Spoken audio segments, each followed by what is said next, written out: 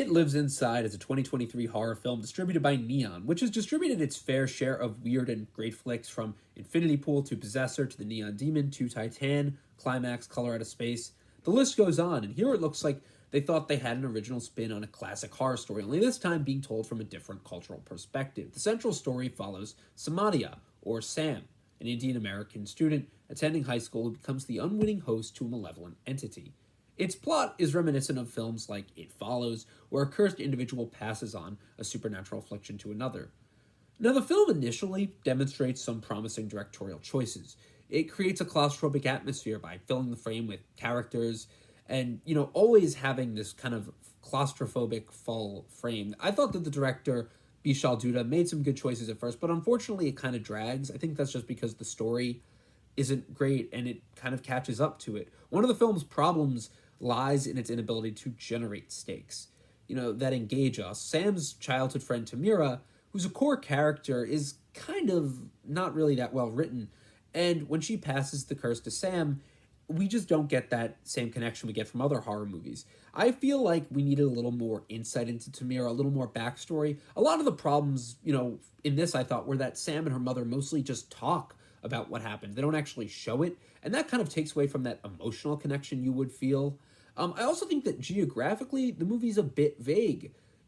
Great movies like Nightmare on Elm Street, It Follows, give you a really great sense of the geography. You get to see the torn down buildings, you get to see the town, even just the suburban streets. Here, it does give you a very foreboding sense of suburbia. They have a couple good establishing shots, but I just feel like mostly as the movie goes on, it really loses that, and it just kind of becomes dull and mostly set in these interiors that are a bit boring, especially the school. They could do so much with the school. There's a good amount of scenes set in the school, but it just isn't as suspenseful as it could be.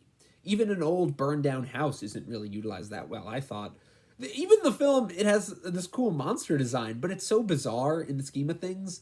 The monster design in this, it's kind of a cross between a Jawa, Godzilla, and this creature from this 1982 John Cassavetes film, The Incubus. And honestly, I won't lie, I do like some of the choices here, making... I mean, I want to go into spoiler territory, so I will say, spoilers to follow. There are some scenes where there's this invisible...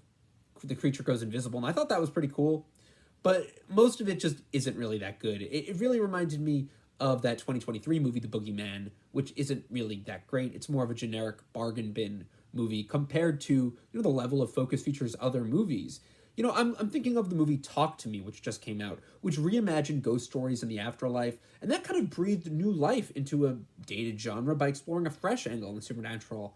And, tapped into our fascination with urban legends and ghost phenomena. Unfortunately, It Lives Inside is content to kind of tread on familiar ground. It presents another malevolent entity feeding off negative energy, and it could have done something really cool. There are better films that have dealt with possession. I mean, there are better films that have dealt with this, like It Follows, The Ring, The Babadook, and Sinister. They are more consistently entertaining and thoughtful, and I did like that this had all Hindu actors. I liked that it had, the culture, Indian culture in here. I just really wish it had been a little more original. It just was really a repeat of terrible Hollywood movies like The Boogeyman. I don't want to see another Boogeyman.